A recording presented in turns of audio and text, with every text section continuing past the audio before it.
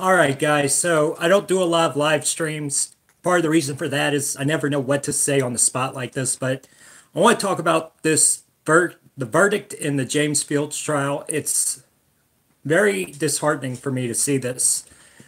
What it shows, in my opinion, is that the media can convict people now. If you were convicted in the court of public opinion, then you are guilty, essentially. And if you haven't been paying attention, Fields, who was involved in the car incident in Charlottesville, was just found guilty on all charges. Now, I'm not a lawyer. My friend Augustus Invictus, he talked about this the other night, and he went into detail about what was going on with the trial. I haven't been in touch with Augustus, but I've been in touch with Jason Kessler, who has sort of filled me in on some of the details. But before we get into the verdict, I want to tell you guys my story, what happened in Charlottesville, what I saw there, because I was right there when that incident happened. And I went to Charlottesville, not with any group, not because I had any relation to any of the groups that were there, but because I had a friend who was there, Augustus Invictus, and a few other friends who were going. One of them was speaking, that was Augustus. And I went there to support him and to see what was going on. At that time, you had all of these people fighting in the streets. We had seen what happened at Berkeley with the Milo Yiannopoulos and the Ben Shapiro events there. And so I wanted to see how bad things were. I knew that Antifa would be there. I knew that all of the communist activists from all over the Eastern Seaboard would probably be there. So I went to Charlottesville to get a feel for what was going on in the country. And what I saw in Charlottesville, it really upset me. I'd been in Iraq, so I had seen military tactics used in Iraq to disperse crowds.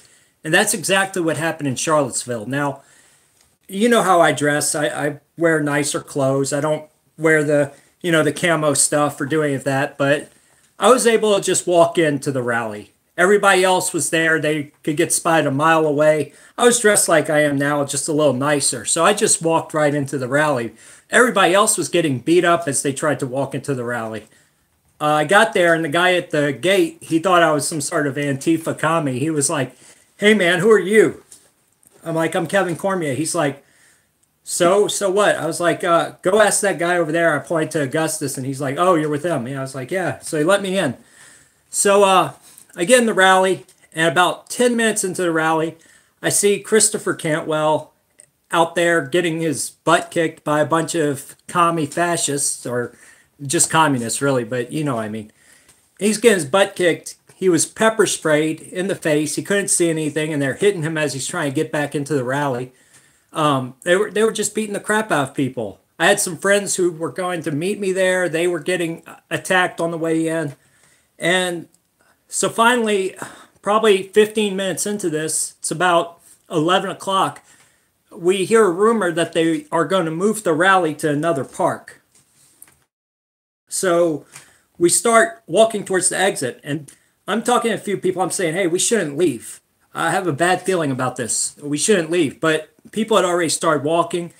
So there's this huge line of people, a mass exodus out this park. And as the people are leaving, you can see a few people trying to stop people from leaving and trying to stay behind. But there were cops all around the park at that time. And as people started leaving, the cops just disappeared. And so there's this line of rally goers leaving the park. And when Trump said there were good people on both sides, there were. When everybody was leaving the rally, there were people who were there who just wanted to, protest the removal of the monument, just moms and dads, normal folks. There were a few groups there, but a lot of those groups were, dispersed throughout the crowd. So, there was a lot of just boomers and normal types of people there. They start walking out. And as they're walking out, there's lines of Antifa terrorists, Antifa terrorists on both sides, throwing bottles, throwing rocks at them. I think that's when the guy you see this thing with the guy who had the blowtorch and he's shooting people with flames. He was right there at that exit while people were leaving, and he was attacking them with that a can of WD-40 or whatever it was, lighting it on fire and spraying them. So we walked out of there and passed all these people, and they're throwing stuff at everybody, spraying people with pepper spray. And we get down to this first intersection. And when I say police use military tactics, there was a cop, and he was marching with Black Lives Matter people on one side, and this line of Black Lives Matter, they come through the intersection. The line of people leaving the park is going this way. This line of Black Lives Matter people come this way and run directly into that crowd and start confronting people. And there's only one cop there holding them back. And so people are walking around the cop and confronting people, trying to hit other people. And while that's happening, another cop's marching from the other direction with clergy. I use that term very loosely, clergy. They're communists who have infiltrated the churches. And this is a very serious problem that we're seeing in America right now. And not enough people are talking about this, but there were a lot of so-called priests and pastors there who were wearing communist garb and walking around with the Antifa crowd. So this other group of clergy come in with about 20 or 30 Antifa members, and they're also trying to attack people who are leaving the park. So they marched us about, I don't know, maybe a mile up the road with these people throwing stuff at people, spraying them with pepper spray, throwing urine at them, just horrible stuff. And they marched us to this other park up the road. Well, at that time, we start hearing rumors that the speakers for the rally were being arrested. So everybody starts freaking out. And the next thing you see are cops coming and splitting that line up even further. And when we get to that other park, the police say, all right, everybody disperse. The event's canceled. It's a state of emergency. You will be arrested if you don't go to your cars. So they basically broke everybody into groups. Well, while the line's marching back towards the parking garages in the center of the town, Market Street, the police are there opening little lines into streets. And once a group of about 20 or 30 people get into that line, they cut it off. So they essentially turned a crowd of maybe 1,500 right-wingers into a bunch of small groups of 20 or 30 rally goers. So at that point, when I say military tactics, they used Black Lives Matter and Antifa as basically a crowd dispersal method to intimidate people, to try to cut people off from the big group. And the cops were nowhere to be found. So I'm walking back with a group of my friends. I won't name any names, but I'm walking back with a group of my friends, and we couldn't go down Market Street, so we had to go around. And Market Street's the main street there where the rally was being held, right off the side of that street. And it's the cross section where James Field's car enters before he hit all those people. Well, we're marched around that street and around what I think was 4th Street. And as we're going, people are hitting cars with bats. They're throwing stuff at people trying to leave. The media's there filming all of this. I don't know why we haven't seen any footage from that. You know how the media are, though. Like I said, they are responsible for this guilty verdict. But the media's filming all this. These people are attacking people just trying to leave. And at that point, a girl and a guy come up to my friend James, and they start pushing him. And one of them threw urine at him. And then the girl comes up from behind and hits him. Well, I tell him to keep walking, and he sort of gets scattered and pulled back into this crowd. So at that point, we go and grab him, and we start moving real fast. And when we get around that street, the street where the car hit those people, we can't go down that street because there were so many of these people, these violent Antifa people who had been attacking people trying to leave. They were all gathered on that one street. So we had to go around that street and up the next street to Market Street. Well, we come back the other way and we see a cop. So we go stand next to that cop while trying to get our bearings and find out where our car is. And this is something I told Jason Kessler, and then I told the police in Charlottesville. I talked to them about this, and they didn't seem to care. But at that cross section, where the cop was standing, we sat down to wait a minute and to drink some water because we thought it would be safe there. Everybody else was gathered on the other side. So we go around and sit in this little brick, on this little brick bench or curb, and there's an awning there. And so we're out of the sun and we're resting for a minute. And I decide I'm going to go look for my car. So everybody else is sitting right there. And I go out around back towards what I think was 4th Street, the street where the incident happened. As I'm walking that direction, I see what I think are 3 percenters. They're guys with AK-47s and AR-15s. They're wearing flak jackets or carrier holders and plate holders, I mean. And they're walking down the street with their rifles like this, sort of what was called the low ready position, something that the police asked me about.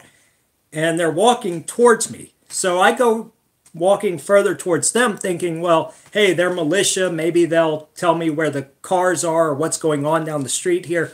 I get closer to them, and these guys are really skinny. They look really weird. They have weird piercings, and they don't look right. And there was a couple of them and then maybe one other guy further down the street.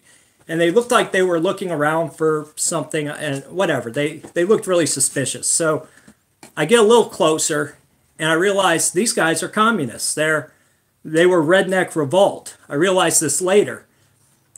Not much longer after they walked down the street. See, I went back to where my friends were because I thought I'm not going to go anywhere near these guys. They look crazy.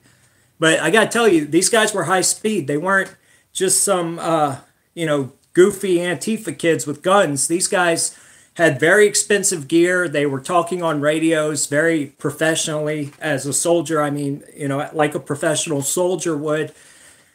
And they were high speed. They were talking on the radios and standing there at that corner.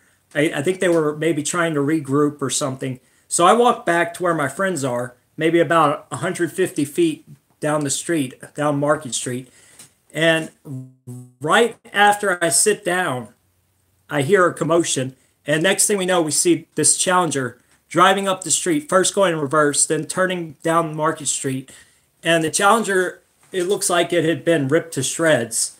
And it had like baseball bat holes all over it in the windows. And we thought, oh my God, this is getting really serious. We better get out of here. Next thing I know, I see an Antifa kid running down the street screaming, help, help. And he runs up to that cop who was just sitting there. And the one cop in the whole area, no other police to be seen. That one cop is sitting there. He runs up and he says, that guy just killed a bunch of people. Arrest him, stop him. And so we took that as a sign, we better get the hell out of here. But what I saw was James Fields' car driving slowly down the street, not fast at all. The bumper looked like it was hanging off, and it was beat to hell. But he looked like he was looking for a place to pull over or looking for police. And then when he saw the people running down the street coming behind him, he drove off. He sped up and drove off. So I really think that he was scared. He didn't know what was going on. I think what the defense is saying that he freaked out and he rammed those people on accident, I think that is true. And even if it's not true, the fact is that anybody who was there that day, and there were a lot of people there, anybody who saw that should have a reasonable doubt. And that's why I don't get, how can all of these jurors convict him unanimously on all charges? How can they know his intent for that day? And I think the way the left and the media have used this phrase Nazi or alt-right, it really speaks to this what's happening in this conviction, because the left has created this mythos of the Nazi. Even Adolf Hitler wouldn't live up to the horrible archetype that the left have built around the word Nazi. So, they're calling James Fields a Nazi. They're saying he committed this hate crime. I don't think it was a hate crime. I don't even think he hit them intentionally.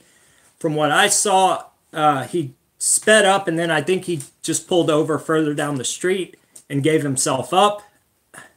There was evidence that was circumstantial, that they said he had posted some memes on Facebook about killing communists and that kind of thing. I mean, hell, all of us would be guilty of murder if that was enough to convict us on murder charges. But thankfully, it's not.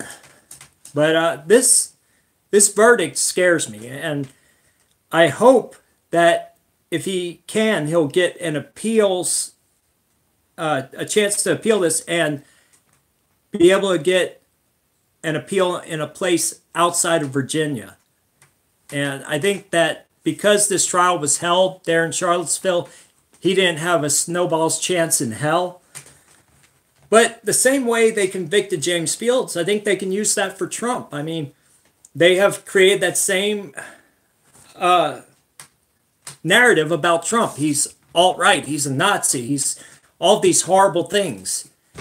So the Mueller report comes out, you know, they're trying to destroy Trump in the media. They've been doing so since day one.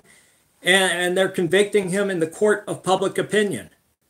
So even if some minor accusations come out against Trump, you know, that he sought out information on Hillary Clinton from Russian operatives or something minor like that, this very same thing that Hillary Clinton did with the dossier, the Trump dossier, it doesn't matter. The media will convict him, and the public will believe every word they say. Unfortunately, you know, this is the problem with democracy, is that when you have a nation with as many people as we do, and they all have the right to vote, you have the worst of the worst voting, and they're the people who tend to watch a lot of television.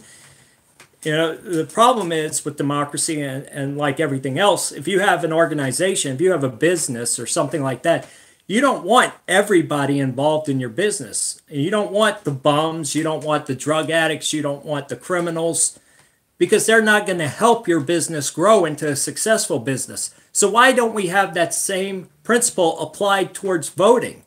If you can't pass a basic poll test, a civics test, if you can't provide proof of income or service to this country, or something that shows you're an asset to the country, why should you vote? I don't understand why the left thinks that the more people participating in democracy, the better we'll be. It's completely untrue. But there was some other bad news today, other than the Fields verdict, and like I said, I think he will get an appeal. I saw a stream earlier this week where Augustus Invictus was talking about this, and I hope you guys will go find that and watch it. But I hope he will get an appeal and win that appeal. The other thing I was going to say is the John Kelly thing came out today, that John Kelly may be leaving the Trump administration. And it's really sad. The amount of pressure the media have put on this administration has really caused a lot of damage internally. The leaks, everything else that's gone on, all the subversion, it's done a lot of damage to this administration and to the country as a whole. We can never truly trust another political administration again. I mean, we can't trust Congress. Their approval rating's been in the tank for decades now. We can't trust the presidency, because even if we have somebody who's got America's best interests at heart, they will try to demean him and undermine his every move. If he's not a Washington insider, they'll try to destroy him. So we can't trust the presidency. And John Kelly was the one man who, you know, if we had a hope for turning America around, and if we were going to get into a situation where there was going to be civil unrest or some sort of right-wing revolution in this country, John Kelly would be the type of man who could lead that revolution. He would be the type of man who we would know would put America first and hopefully purge all the commies out of all of our institutions. That's the kind of guy John Kelly is. He's a patriot. He's a red-blooded American who really cares about this country and believes in our Constitution and our founding principles. And to see him go from the Trump administration, that's upsetting if it's true. We won't know for sure until after the holidays, I'm sure, but the rumors are that John Kelly's out. And I hope what they're saying about this whole thing is not true, that he's had a falling out with Trump, because Trump needs men like John Kelly. But yeah, I want to talk about the James Fields thing and the John Kelly thing. I think that it's sad that we have to see America sort of get chipped away piece by piece, bit by bit, by the people in the media and the left. You know, when Trump says the media are the enemy of the people, he's 100% right. They have been the enemy of the people for a very long time now. They have done everything they can to undermine our culture, our values as Americans, and our demographics too. Now, the alternative media, you know, they're a different story, but you already see what's happening with the alternative media. They're trying to destroy them. So when you have companies like CNN working hand in hand with Facebook and Google and YouTube, they can very quickly close the faucet of alternative media. So I don't know what's going to happen with this, where it's going to lead, but America's in trouble, guys. You know, and our court system is a mess. This Fields thing just confirms what I already knew, that anybody on the right who gets into any kind of incident like this, they will not get a fair trial. I mean, if it was one case or one count that he was convicted for, that would be one thing. But convicted on all counts, they don't know his intent that day. There was no hard evidence that he had planned this out and committed this act as a terrorist act or a hate crime.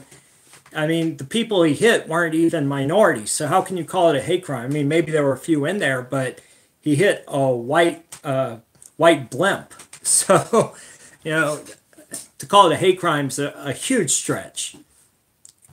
But yeah, I mean, if our courts don't work, if our administration, our presidential administration is full of leaks and holes and under constant attack, what hope is there for America?